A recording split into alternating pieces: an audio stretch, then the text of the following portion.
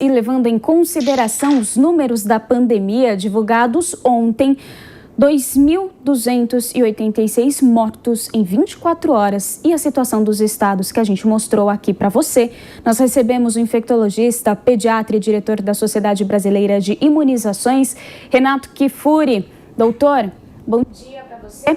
Eu já começo então te perguntando, isso representa uma morte confirmada a cada 37 segundos no Brasil. O que diz esse número? E o Brasil é o epicentro da doença no mundo? Bom dia, Lívia. Sempre um prazer falar com vocês, os ouvintes aí da Rádio Jovem Pan. Nós estamos caminhando, como a gente já antecipou aqui algumas semanas atrás, na nossa última conversa, o pior momento da pandemia, Os casos, o registro de tantos casos novos, 60 mil casos novos diários, a estatística nos apontam que daqui 1-2 semanas teremos recordes de hospitalizações. Boa parte, ou uma significante parte desses 60 mil serão hospitalizados e, infelizmente, a mortalidade acompanhando essas taxas de hospitalização. É o momento mais difícil da pandemia, é um número que a gente atinge, mais um recorde sendo atingido, infelizmente, aí retratando somente esse momento tão difícil que estamos vivendo, dramático, eu diria. Sim, doutor, é muito dramático. O senhor fala, então, diversos especialistas reforçam que é o momento mais difícil da pandemia. Apenas ontem houve 675 novas demandas no estado de São Paulo por leitos de UTI. Então, para todo o mês, o governo estadual anunciou até o momento 676 vagas adicionais de UTI. Então, doutor, os pedidos em um dia lotariam todos os novos leitos previstos para o mês de março. E nós estamos falando aqui do estado mais rico do Brasil, que é o estado de São Paulo. Como que ficam, então, os outros estados? Qual que é a saída nesse momento?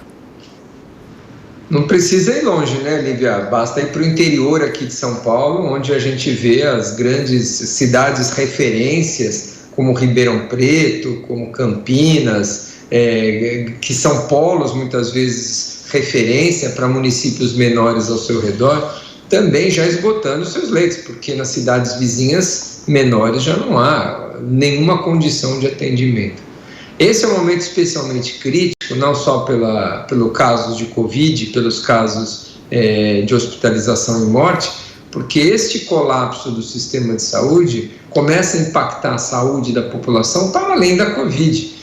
Nós vamos ter agora asmáticos que não vão conseguir oxigênio e internação para curar sua crise de asma, infartados que não vão ter como fazer uma cirurgia de cateterismo, não vão ter leito dentro de uma terapia intensiva, pessoas com crise hipertensivas, com acidente vascular cerebral que não vão poder ser tratados adequadamente, e mesmo a Covid, os casos de Covid que não vão poder ser adequados. Então nós começamos a subir também a letalidade pela Covid, que não pela assistência inadequada e por outras doenças. Então realmente, como eu disse, é dramático o nosso momento.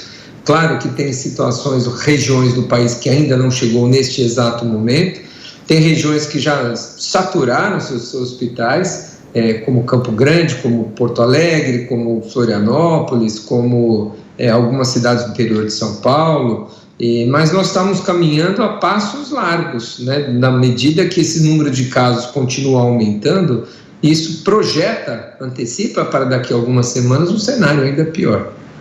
No momento, nós temos algumas coisas para fazer, que é o atendimento melhorando o número de leitos, é o que você falou, vamos criar 600 leitos aqui, mas é pouco, precisa criar mais. Então, precisa criar mais leitos para atender esses pacientes. Precisamos intensificar a vacinação para evitar essa progressão no médio prazo. E no curto prazo, ressaltar para a população as medidas de distanciamento. Agora, essas pessoas, para ficarem em casa, elas precisam de um aporte, precisam de um auxílio emergencial, precisam, muitas delas, de condições de ficar em casa. É muito difícil para parte da população você pedir fique em casa quando ela depende da sua saída diária para o seu sustento. Então, muita gente nessa situação no Brasil como um todo. Então, nós temos que atacar por todas as frentes. Rapidamente oferecer um auxílio emergencial, propiciar condições para que as pessoas fiquem em casa, restringir circulação ao máximo, criar leitos hospitalares e intensificar a vacinação. Nada disso é muito fácil, nada disso é simples, mas esse é o único caminho que nós temos pela frente. Doutor, e nós não temos um lockdown nacional até o momento. Nós temos restrições em algumas regiões, em alguns municípios e estados do Brasil. Então, essas restrições, elas deveriam durar quantas semanas para, de fato, ter um efeito significativo para, ao menos, diminuir essa taxa de leitos de UTI? 15 dias, 2 semanas é o período que, quando a gente reduz a transmissão do vírus, você consegue reduzir o número de casos novos e, consequentemente, interromper um pouco esse processo, essa curva de ascensão. Aí, à medida que os números, os indicadores começarem a apontar que estamos reduzindo o número de casos, consequentemente reduzindo hospitalizações e mortes, a gente pode eventualmente flexibilizar. Então, essas medidas precisam ser duras agora, né? Talvez a discussão se deve ser no Brasil inteiro, se tem regiões que não precisariam neste momento estar entrando, é uma discussão até válida. Eu acho que talvez tenhamos regiões no país onde o momento epidemiológico talvez não justifique medidas tão duras. Mas em locais onde nós estamos no colapso do sistema de saúde ou no pré-colapso, na iminência de um colapso, não há outra saída que não um lockdown, um fechamento ostensivo da circulação das pessoas, uma redução, porque isso vai impactar em todos, nas grávidas que vão querer ter filhos, nos idosos que vão precisar de terapia intensiva para suas doenças, nos jovens que se acidentarem. É uma hora de todos nós fazermos um esforço muito grande para que a gente consiga reverter esse quadro. Doutor, e há pouco o senhor falou sobre os impactos, dessa lotação de leitos de UTI para pessoas que têm outras doenças e que precisam dos leitos de UTI.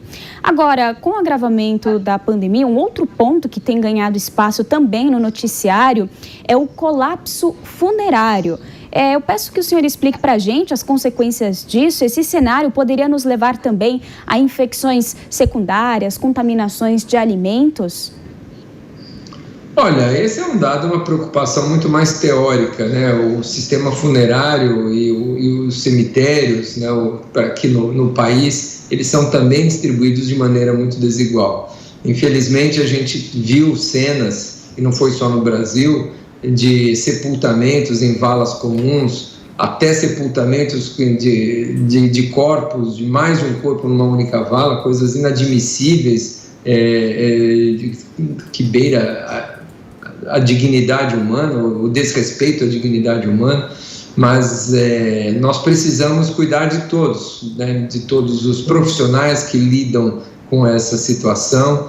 Nós temos que ter equipamentos de proteção individual para eles, nós precisamos construir mais salas para que o necrotério dos hospitais sejam atendidos de maneira adequada. Esse é o drama da epidemia, ela não se dá somente dentro de uma UTI, ela se dá no transporte, no serviço de ambulância, de remoção, se dá nos serviços funerários, se dá no equipamento e no espaço físico adequado para todas essas condições. A gente vê aí hospitais com caminhões, com containers, freezer para armazenar corpos. É um cenário de guerra, né, Lívia? E a gente tem aí realmente uma preocupação muito grande com todos os desfechos e, como você falou, até para o meio ambiente. Mas isso são preocupações, eu acho, mais tardias, que não hoje, vamos dizer assim, é a nossa prioridade neste momento. E agora nós já falamos, nós reforçamos a importância da vacinação e o Brasil tem competência para isso. Quanto a mais deveríamos estar vacinando para frear o contágio do vírus e essa situação tão caótica?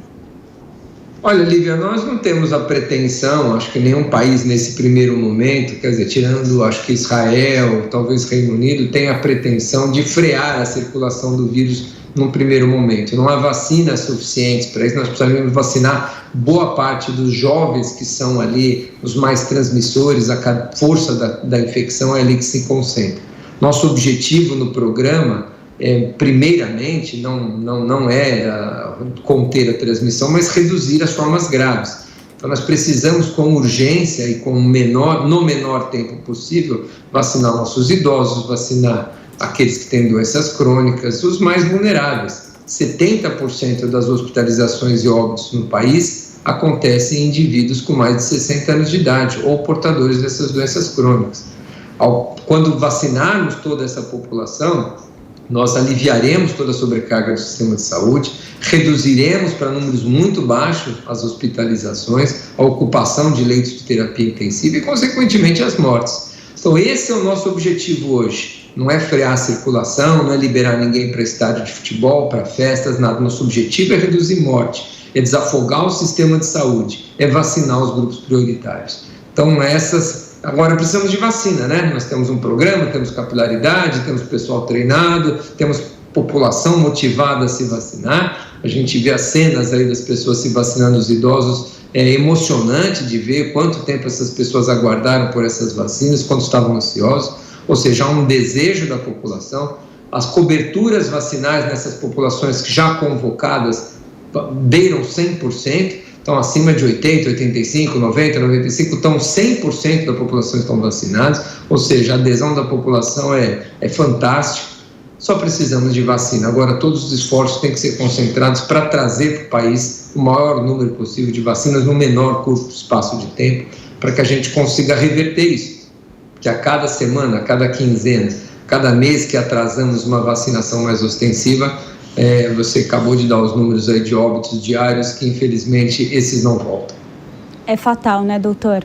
É uma situação muito preocupante. Eu espero que na nossa próxima conversa essa situação esteja um pouco melhor. Nós conversamos aqui com o infectologista, pediatra e diretor da Sociedade Brasileira de Imunizações, Renato Kifuri. Doutor, obrigada. Obrigado, Lívia. Uma boa semana para você.